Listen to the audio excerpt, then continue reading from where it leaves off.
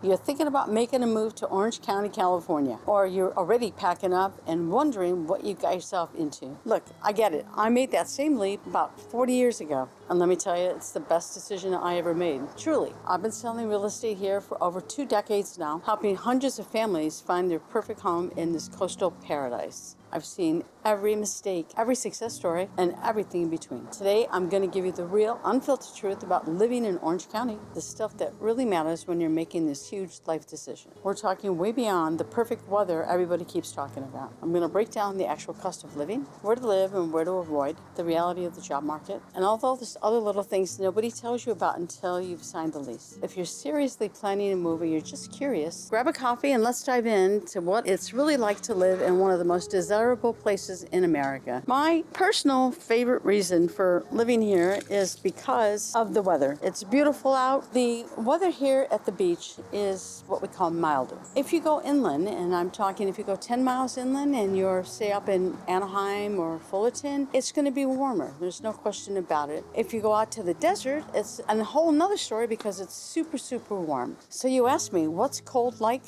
Well, in the winter, maybe the high 40s, low 50s at night. And then during the day, we're blessed. If it's sunny, 60 to 65. If it rains, it's a little cool. It never lasts. You wake up in the morning and it might be raining, and by lunchtime, you can go out and take a run.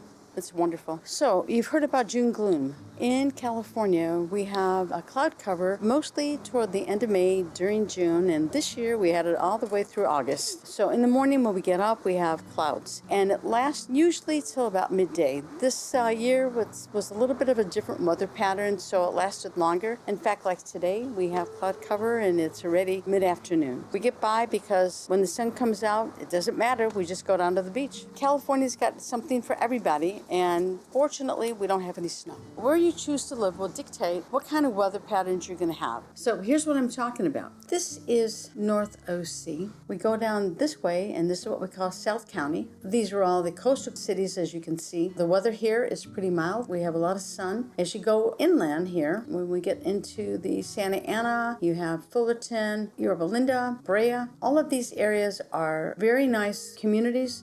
Hot, hot, hot. Now, of course, there are other benefits of living there, such as prices are better than being at the coast. School systems are excellent. Access to the freeways, as you can see here, is pretty good. In terms of the beach communities, these prices start high, and as you go inland, they go down. It's a matter of choice. You have to decide which is going to be best for you and your budget. There's a lot of factors to consider when you're moving. So if you need any help figuring out an area, prices, lifestyle, give me a call or shoot me a text. Something very important that you really need to consider if you're going to move to California is where you're coming from. I have family who live in the Buffalo, New York area. My sister sold her house. It's 4 bedrooms, 2 baths, about 2,500 square feet. She got a great price for it, and she wanted to move out here to be close to us. Unfortunately, she didn't have enough money for the down payment. So it's something that's important to figure out before you start making that move. One of the things that also drives people away is the cost of gasoline. If you have to drive to work, you're going to have to pay for gasoline.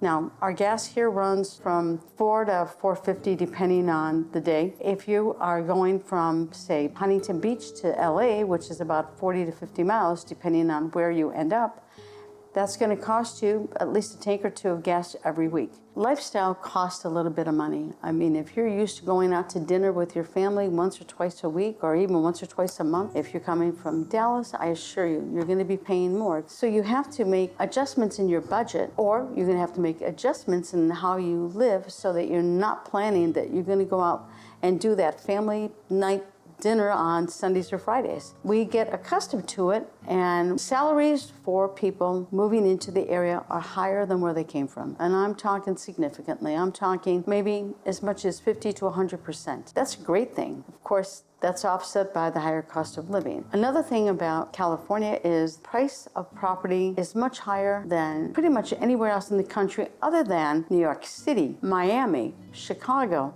even in Dallas. Overall, we can't be beat. If you buy a home here, the appreciation and the value of your home is going to go up without a doubt. If you had purchased here 5 years ago, even though we went through COVID for 3 years, people have made an increase of 30 to 40% appreciation. That's unbelievable. One more thing not to forget is there are property taxes in California. So if you buy a house for $1 million, the property tax that you're going to pay, it's going to be equivalent to 1.25%. It's based on your purchase price. It's not based on the neighbor and the last time they sold or they bought. It's on what you paid for. So I want to show you something about houses and homes and expectations. This is my house. I live in a townhouse, which is an attached single-family dwelling. I have a patio. For the most part, it's twice as big as my neighbor's. So when you're buying it and you're thinking of a yard, this is a yard. Many people move from outside the state into California, but they're coming from homes that are bigger. If you're coming from the Dallas area, for instance, you probably had a 4-bedroom house with 3 bathrooms and an attached 2 or 3 car garage on a lot that was at least 6,000 square feet and maybe even a pool. You owned it and you bought it for $400,000 and you sold it last year for $550,000. You come to California, you're gonna buy a house that's closer to 2,000 square feet, that's only got 3 bedrooms,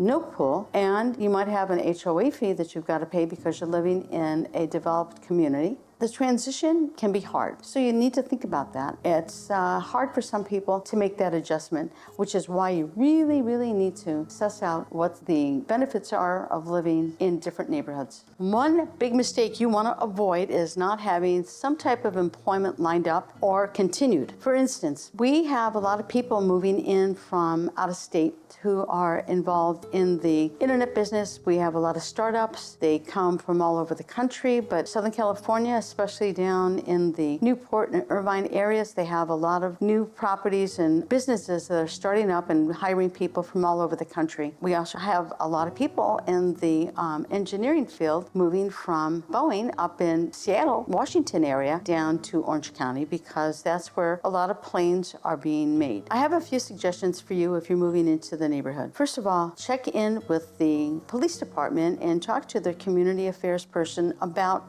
the city and what kind of crime statistics they have, if any, or if there is a particular type of crime that's happening or recurring on a regular basis. Next thing is to check the web for Megan's Law and see if there are any sex offenders in the neighborhood. You'd be surprised. Not everybody's bad, but it might be a consideration if you have young children and they're going to be walking to and from school or the playground. The last thing is that you want to take a look at the greatschools.org.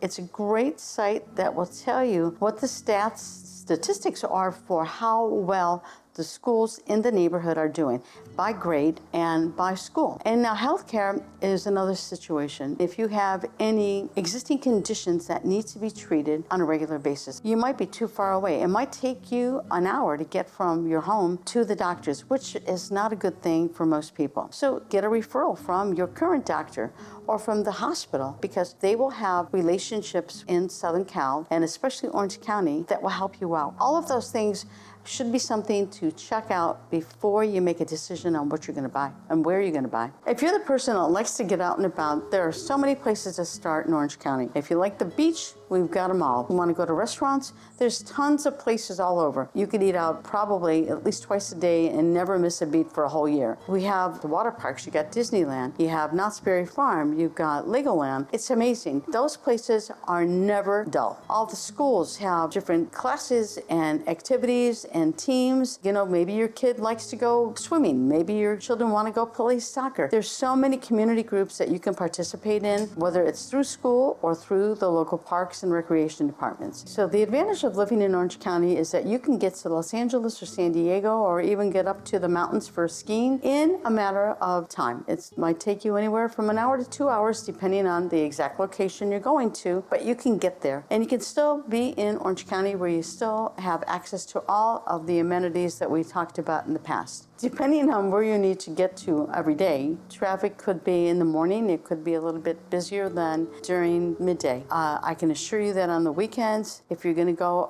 for a weekend outing, you need to plan your time because everybody's out and about on the weekends, especially if you're going to go shopping or if you're going to go hiking or if you're going to go out to the desert. It's one of those things that you just have to plan for. The freeways are excellent. For instance, you can take the 5 freeway to get up to almost anywhere in Los Angeles. You can also take the 5 freeway, the San Diego freeway going south to get down to San Diego. There's different options for traveling around Southern California. In addition to that, you can fly from several different airports. We have the John Wayne or the Orange County Airport. You can go into Long Beach. They've got a great airport. LAX, I know we talked about it. It does take a drive to get there, but you can get great flights anywhere in the world, almost any time of the day or the week. If you go into the Inland Empire, you have the Ontario Airport. There's no lack of getting flights here or there. And when your guests come, you want to make sure they get on the right plane to the right airport so you are not driving to San Diego if they could go to Orange County. So if you're moving here from another part of the country, you might have a different idea of what a 1 or 2 hour drive is like compared to here. When you're driving here, you could be in bumper-to-bumper traffic the entire time. No matter what, you need a car in Southern California. I know that people talk about public transportation, and we do have some trains, but ideally, for you to get to where you want, you need to have a car, and maybe 2 cars in the family, because just going to the grocery store sometimes can be a challenge. Living in Orange County and Southern California in general also brings to mind that we do have earthquakes here. We do have wildfires here. We do have potential tsunamis here. They don't happen often. When they do happen, it's kind of intense and short, but it does have an impact in terms of where you live, what you need to do, and where you need to go if there's a problem. Insurance companies have been pulling out of California for some time because of the natural disasters and all the wildfires. So some cities are in a high fire hazard area, which automatically puts the insurance rate at a much higher level than it used to be. The best thing I can tell you is that you need to be prepared.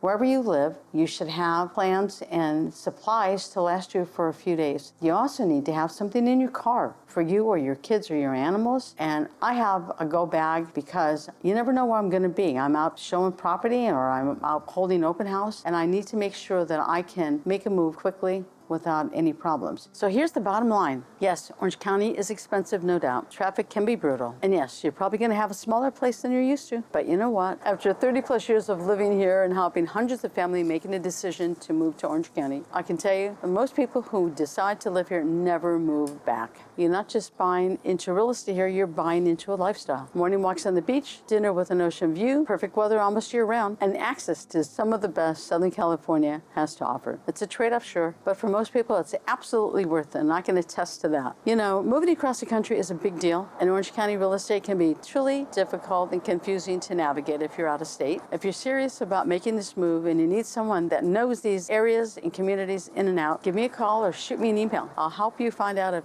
OC is really right for you. Whether you are planning to move next month or you're just looking at the possibilities, I'm here to help you make that happen. Thanks for watching. We'll see you next time.